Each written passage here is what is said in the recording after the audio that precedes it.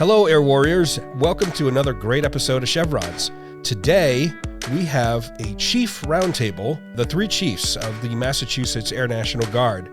We have Chief Master Sergeant Sean Sullivan, who is the Massachusetts Air National Guard State Command Chief. We have Chief Master Sergeant Christopher Hirl, who is the 102nd Intelligence Wing Command Chief. And we have Chief Master Sergeant Stephen Jeffers, who is the 104th Fighter Wing Command Chief. Welcome aboard, gentlemen. Thanks for having us. Great to be here. Hey, as always, I love being on our Chevrons podcast. Again, this is like the second time you've stuck me in the interviewee seat. I don't know if I like it. Yeah, well, it's the best I could do. Sorry, Chief. We're all good. So, as you've alluded to in the past or earlier today, we've heard a lot from you, Chief. So I'm going to give the other two chiefs the floor. Chief Hirl and Chief Jeffers, we'd like to learn a little bit about you and your background, your military story. Chief Hirl, could you start us off? Sure. Thank you very much. So I've been in the 102nd since 1986. I started off working on F-15s in the avionics, and I worked my way through all the different avionics shops. When we were bracked and we switched over to an intelligence wing, I became a geospatial analyst, and I worked my way through the full motion video crews and the high altitude crews to flight chief to squadron chief, and then I came up to the wing, and I've been here I've got about 2 years left, a little less than 2 years left, and loved every minute of it. That's awesome. Chief Jeffers. Oh, yeah, great to be here. Thanks again. Hey, tip the hat, Tim, for the work you do to keep this thing going. It's amazing. I appreciate it. I listen to it when we hit the gym. So, not a big one for resumes, but I'll try and give you a speed pass. I'm a career defender by trade, 3P.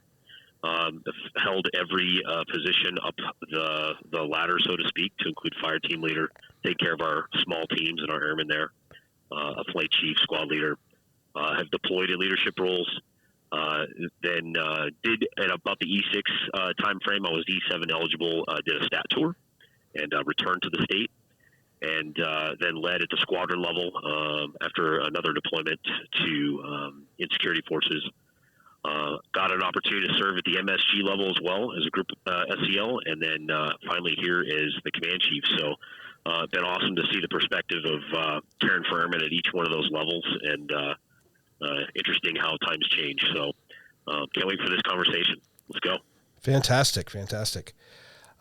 So one of the reasons we're getting together, the timeliness of this is we've got a time conference coming up in less than a couple of weeks. With that, this is also an opportunity to talk about some of the great programs that the Air National Guard in Massachusetts has afforded the enlisted members of the state. So we want to talk about the time conference a bit, but also some of the other great programs that you guys have put together collectively as a group of senior enlisted leaders in the state. So where do you want to start, Chief Sullivan? You want to start with the time conference that's coming up?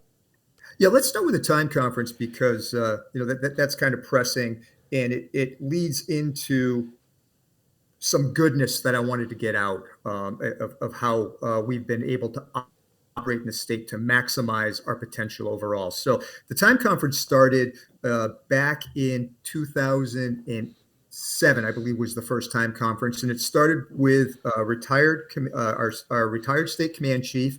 McDonald was the one who put the time conference together, and his vision was having a forum for tech sergeants, because tech sergeants are really the backbone when it comes to leadership in the Air National Guard. Like, if you think about it, you have your strategic leaders at the officer level.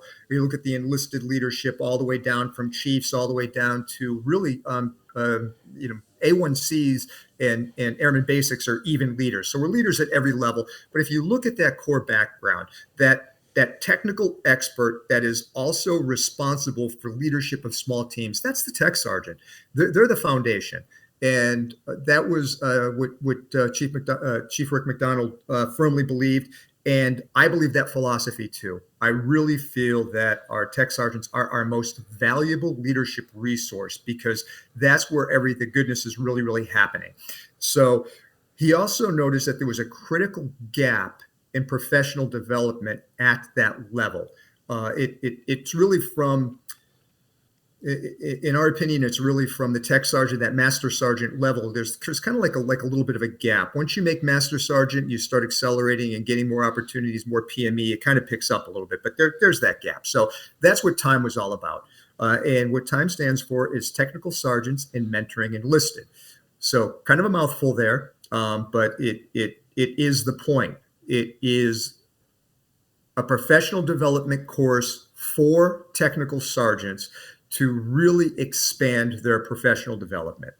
Now, the one thing that as it's handed down through the different command chiefs, we've kind of kept that same flavor. But the one thing that we kind of did a little bit differently this year is to take it and find a single focal point. We decided that what do our technical sergeants need? Maintaining the theme and maintaining the robustness of TIME with all the networking and all the other stuff that goes on, bringing in some guest speakers and talking about other key things. But what do we really need to focus on? And the thing we really need to focus on is what PME in general is starting to focus in on. And that is the M. Okay. PME, military. We need to focus in on the military. We need to focus in on leadership. We need to focus in on empowering these tech sergeants to lead the way in the next fight. So what we did is we got together and kept some core curriculum. And what had generally happened with the TIME conference is the state command chief. It started with Chief McDonald. It handed over to Chief O'Keefe. It's me. Next year, when I move on, it's going to hand over to the next state command chief. So it's their program. But the curriculum was always put together at that level. What we did is break down and empowered the two command chiefs, so Command Chief Hirl and Command Chief Jeffers, to put teams of SELs and other chiefs and senior enlisted together to develop the curriculum together. So that's where we kind of like changed the corner this year, is they were empowered to fill in the gaps of the curriculum. They know what's important. Okay. Your SELs, your senior master sergeants, your master sergeants know where the gaps are, what the tech sergeants need. And we just filled in the training program with inputs from both wings. And I think that this year is going to be a marquee trendsetter. Another thing about TIME is it's such a popular concept. It's been exported to at least 14 states that I know of. So there's at least 14 traveling TIME conferences from between Texas, New York, New Jersey, all up and down the East Coast. So the philosophy remains the same, but each TIME conference is going to have its differences. And that's just how we set this one up. And with that said, I'm going to hand it over to the two wing command chiefs to talk about how they assembled their teams and some of the things that are changing it. Oh, and one other thing I wanted to point out about the TIME conference is it's not just a state event. We have participation from 9 states. At this TIME conference, we have active duty participation, 1st Air Force, 9 different states across EFAC Region 1. We have the Air Reserve component, and we are also going to have representation from our state partnership program partners, Kenya and Paraguay. Oh, cool. So it's truly a marquee event for networking and building frames. So that was a little long-winded, but I wanted people to understand the history, where it came from, and where we are now, and how taking it and empowering, with empowerment being, the message for the overall, military warrior and warrior ethos and empowerment. I handed it off to the command chiefs, and the curriculum looks incredible. I'm really excited about this one. Well, that leads me into my second question. With the decentralization of the planning of the TIME conference, being that the two wings are, you probably can't get 2 more diverse missions than air superiority and ISR.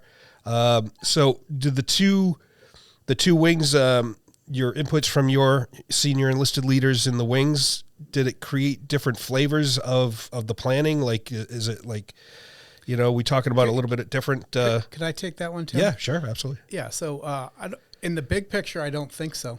right? Because we all have an understanding that what makes our military so great is that we take time to deliberately develop our airmen in a professional way. Sure. And a lot of those themes are consistent no matter what your mission is. Right. So I think the 104th and us, we had a really good synergy as we were building this out, and we realized that we wanted to, work on empowered airmen as kind of our theme. Right. And it was very easy for us to kind of like walk down the list of what we thought that they would benefit from hearing from us or from hearing from the experts.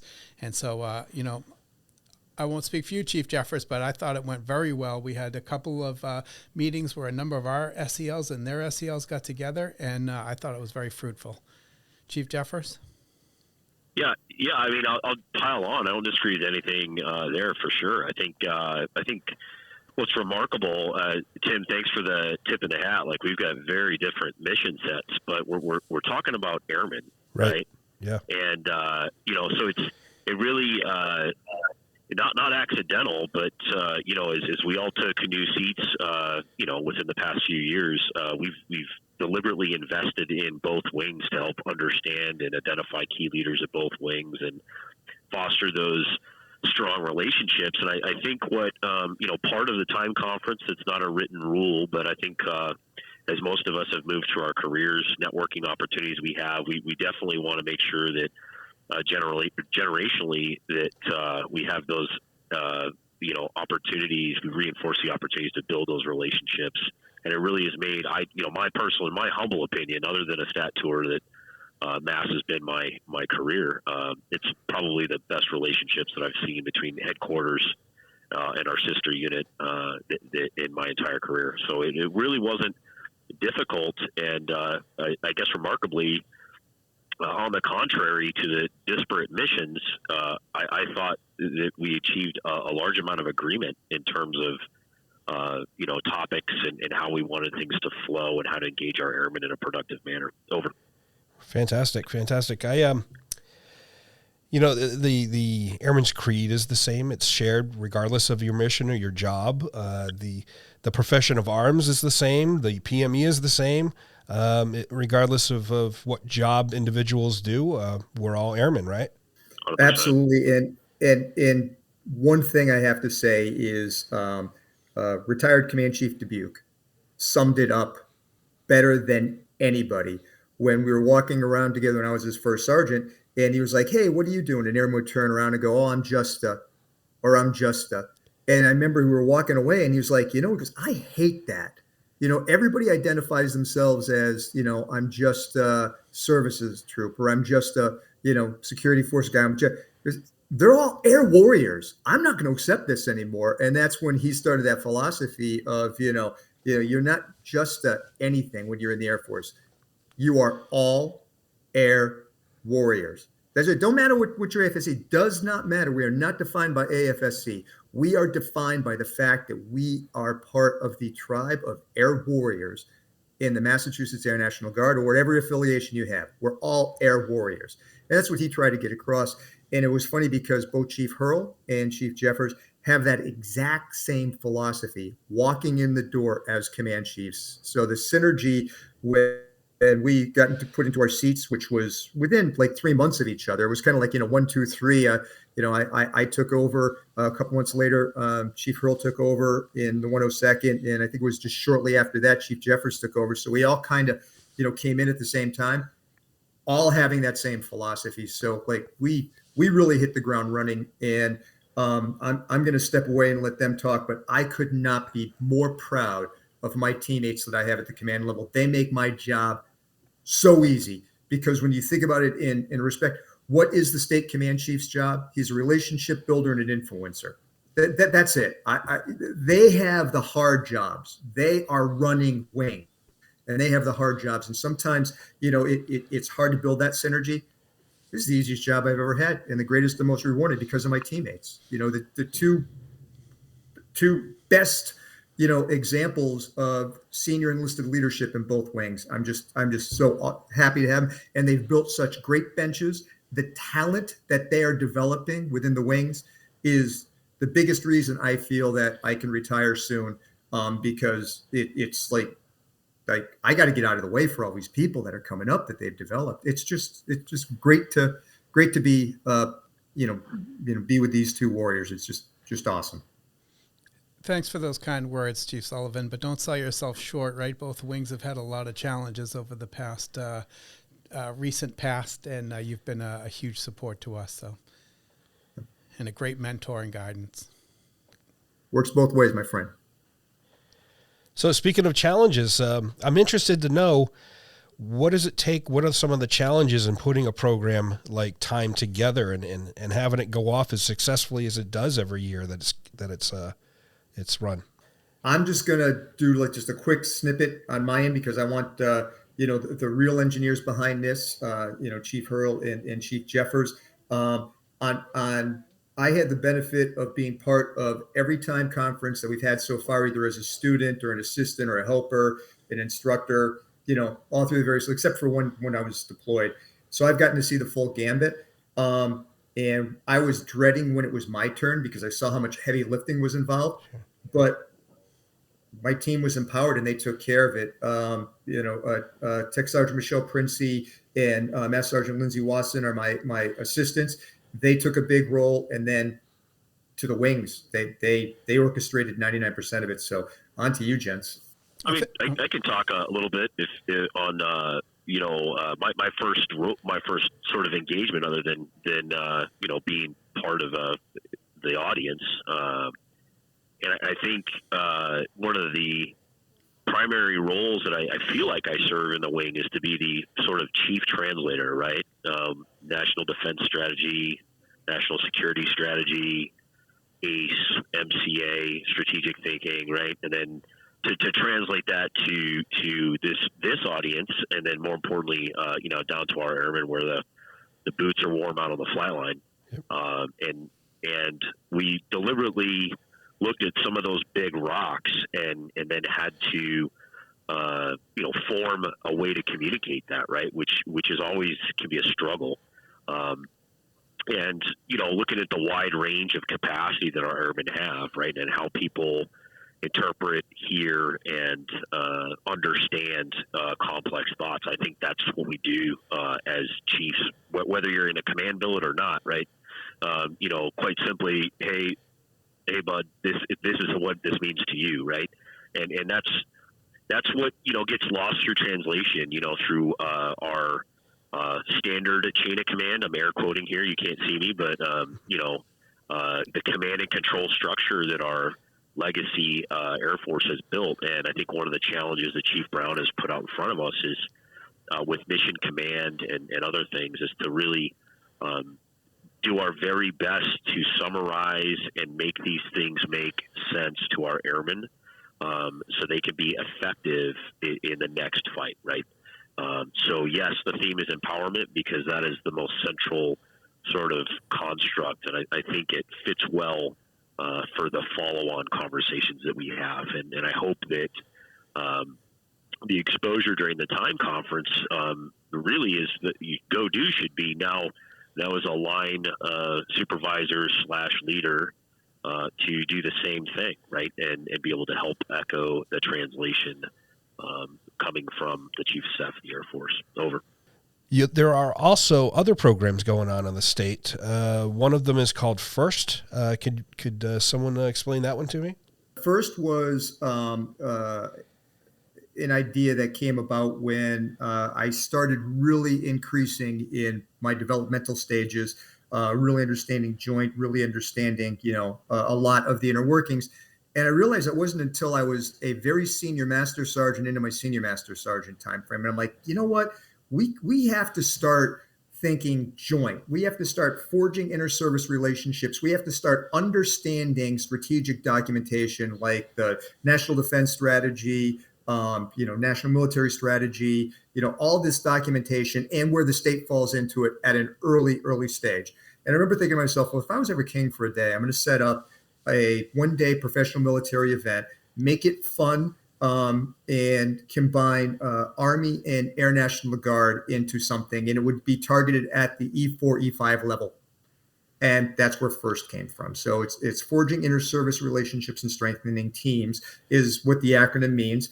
Thank you, my former assistant, retired Master Sergeant Shelley Muty. She put that together. I'm like, here's my concept. What do you want? What should we call it? And she nailed it, because that's what it is: forging inter-service relationships and strengthening teams. And it's a one-day professional military event. And it starts with what we do is we get 12 soldiers, 12 airmen together. We group them into flights. Each flight is going to have a question that they're going to have to answer at the end of the day. The day starts with just a short little, some instruction about the role of the Air National Guard in both the state and federal missions, and the teams that get put together network with each other before they even come on site, so they all know each other, what their jobs do. So we're already building that relationship, and we split it up so it's each team. There's nobody from the same wing or nobody from the same Army brigade. So it really meshes it up. And then we take them out. We get with retired General Kondrachuk. He is a military historian, and he takes us down the battle trail. And so we go right in Lexington and Concord and go right down the battle trail. And we'll talk about things like Merriam's Corner and other events that happen along the battle trail. And then that's when each team comes forward and talks about, we'll talk about communication. How did the Minutemen communicate, and what was done for assembly, for their ranks and, and how they deployed?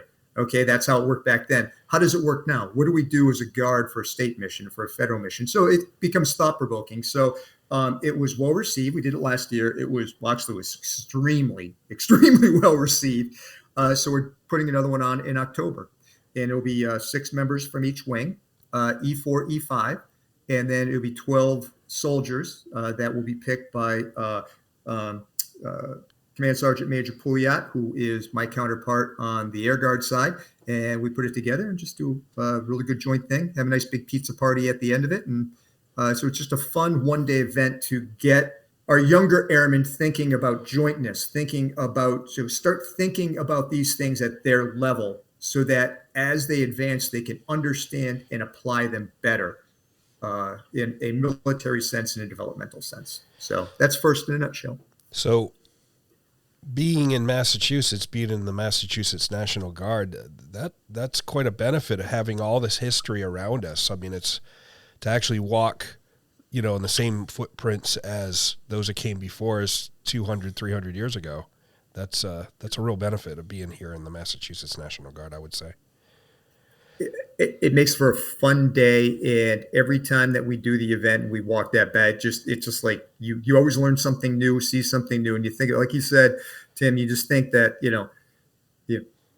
this all started 1776. I mean, it was the militia was around 100 years before that, but it all started our first exposure, our to our Road of Independence. It all started right there in Lexington and Concord, right in that battle trail, just breaking down the battle. It's pretty awe-inspiring. That's awesome. Chief Hirl. So switching topics slightly again, we were talking a few weeks ago, and you had mentioned a staff ride coming up. What can you tell me about that? That's a state thing also, right? Or an overall state thing? So, I'd like to backtrack a little bit, right? The Air Force provides us a lot of PME to help develop our airmen. And I think it's all these additional efforts make a huge difference. Things like time, FIRST, the staff rides. Yeah. I just want to get that out there. I look back on my career, and we didn't have really any of this when I was coming up through the ranks. It was pretty much, for the most part, it was your PME and check your box, and that's it. And I think a lot of people have put a lot of time and effort into making a lot of different programs and a lot of different events and educational experiences and symposiums and what you name it, to try to get to try to do all those things that Chief Sullivan said to expand people's horizons, let them know how they fit in the big picture. Right. So the Saratoga ride that's coming out is to Syracuse. It's for senior enlisted.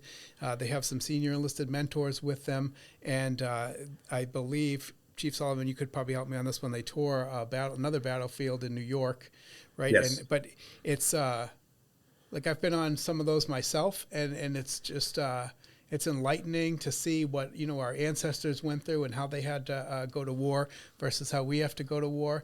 And I think it opens eyes for a lot of people. Yeah. And I think it's very beneficial to take that time for those airmen to be able to participate. That's great. And I'm all for one. I'm all about analogies. And I was listening to you just a minute ago when you're talking about all these extra opportunities on top of the PME and the things that our airmen are required to do. And it's kind of like when you buy a car, and you could either spend 5 or 6 years washing it once a month, or you could throw a little wax on it here and there, right? And this is the wax on preserving the paint, making sure that car sparkles 5 years down the road, right? Anyways, I may cut that part out. But anyways, Chief Jeffers, do you have any folks going to the Saratoga staff ride yourself? It's an awesome opportunity for both wings to participate. We do, and I think to pile on to the conversation, I'd also have to we look at our formal roles as non-commissioned officers, right? And we've got our brand new Brown Book, but one of the things that from my perspective is a non-commissioned officer is primarily responsible for the well-being of the enlisted corps, right? And primarily their training, right? And as we look at every level, the sort of the squadron level is there for that technical competence, right? And as you move kind of up the chain, I think there's to your wax analogy, that was good, right? But it's we share a little bit different perspective on ensuring that we're getting every piece of those ALQs answered, and most of it, really comes from some experience, right? I think Chief Hirl said it. These opportunities weren't around, right, all the time, and the structured Air National Guard developmental scorecard, so to speak, doesn't really. It really is on us to fill in the gaps. Not everybody has the opportunity or the ability to do a stat tour and develop that way, for family and status and their civilian occupations. So I got to be honest with you, there's no shortage of opportunities for our airmen to engage and build their network and sort of proverbial pull their head out of the sand and look a couple of ridge lines ahead, get a different perspective on military service. Over. And it doesn't take a state level program or something like a time or a first to really do a lot of the developing of the airmen. A lot of it's being done at the wings. And I'm going to become the interviewer for a second. And I'm going to turn around and say, hey, both Chief Hirl and Chief Jeffers, I know you guys got a ton of goodness going on for enlisted development and talent management. Why don't you cover what you guys are doing in both your wings and, share with us some of the things that you're doing at the wing levels to develop your people? Well, that's pretty wide open, right? I guess I'll go first. You can edit this out, Tim, but Chief Hirl, how about we just stay in unit order and then we don't have awkward silence? I like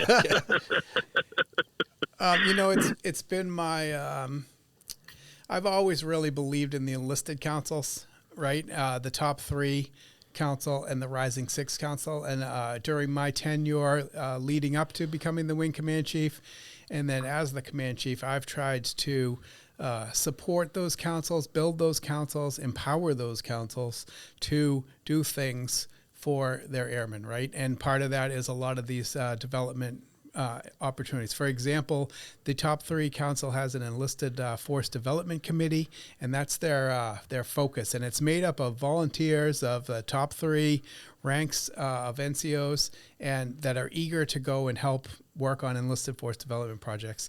And they've had some good successes. And for one thing, one example, we made a nice it's going to sound silly, but we made a trifold that really kind of like breaks a lot of the ALQs down for the airmen. And we try to use that as a tool for messaging as we're out and about. We've been doing some talent vectoring. We asked volunteers, from master to chief to put in their packages. And we kind of reviewed it and really sat down one-on-one with all the chiefs and kind of went over everything. And then we sat down with the individual and kind of helped steer them in the right direction. things like we've established a warrior flight to try to focus on some physical fitness and some warrior skills. So like it's just it's a big smorgasbord of effort. I always like to say many streams make a river. So a lot of seemingly maybe small efforts, but by the time you get to the end, it's a river for the airmen to over. Why go? Go for it, Chief. I used your word, over. I said. I know. Thank you. I know. I was actually caught off guard. I didn't know an introduction there. Yeah. So I think from the 104th Fighter Wing perspective, so C model F-15, very specific mission set, and some of the changes in the Air Force, overarching about 3 years ago, we started on some central ideas, right? And that's really threat-based development and training, meaning reading and understanding what a fighter mission could be expected to do, and assessing kind of how much time we had to ensure our enlisted corps was prepared to meet that, right? And to the level that made sense, right? It was great to have a bunch of experienced chiefs, but quite honestly, there's probably not a seat on the plane for me. So, a couple of different non-standard, initiatives. We developed, an attribute-based leadership guidelines that helped us look at our airmen, and that we rolled that out a couple of years prior to the ALQs, but they're very similar. There's 10 of them, and they haven't gone away with the rollout of ALQs, but they're really very, very similar. So we're very fortunate that way to kind of shift modes and take the primacy of your AFSC as that is a driver, but that's not all, right? So we're going to get into this into the time conference. So I almost don't want to get too far deep into it, but across the entire enterprise, looking at the change in the Air Force and the expectations of our airmen, we focused a couple of different events. So how we review and how we discuss the talent in the wing was a major change. I think that was pretty unique, and I think additionally, we rolled out a Forge event, and Forge events were monthly, sometimes biweekly, and then now that we've settled into a quarterly battle rhythm, and those events put people in uncomfortable positions and let them test their leadership abilities, a little bit of physical fitness, and kind of be constructive about hey, where do I think I fell short, and it allows a tremendous opportunity for self-awareness and feedback. So that has been a very successful initiative, and it was very difficult to sustain. So we're starting to transition to sustaining model. So an expectation in the wing that shall continue. And then last thing, I think from perspective about modifying the way that we knew that one of the things that our airmen weren't getting was consistent, applicable feedback, right? And I think Chief Sullivan, I don't want to steal his thunder, is going to get to this when we talk about maybe we talk about our new reviews, but you're outside of the structured system, but that we're actually talking to our airmen and we're giving them applicable feedback. That was a developmental undertaking that had to be sort of beating the drum and continuing that initiative post job boards, decorations boards, awards boards, giving every opportunity we can to help coach, guide, lead, mentor, train the next generation. Because we're going to leave it behind, and I hope we leave it in a better position. Over. Well, I interesting thought as I was listening to you, Chief Jeffers. You just mentioned leaving it behind for the next round of NCOs and senior NCOs that come up. Question to all of you: all four of us actually have been around these parts for quite some time, over 20 years, I would imagine, for everybody.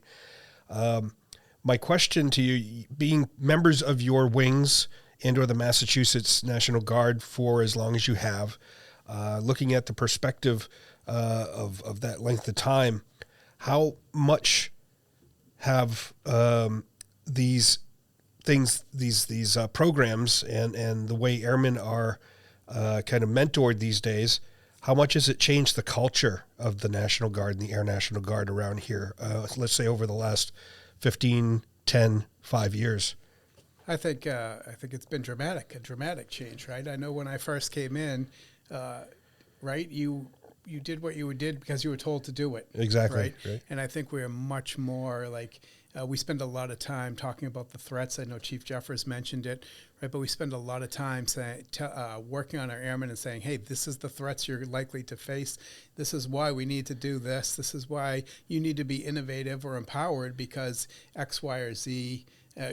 These are the environments that we will be fighting in, and you need to be ready to fight in those environments.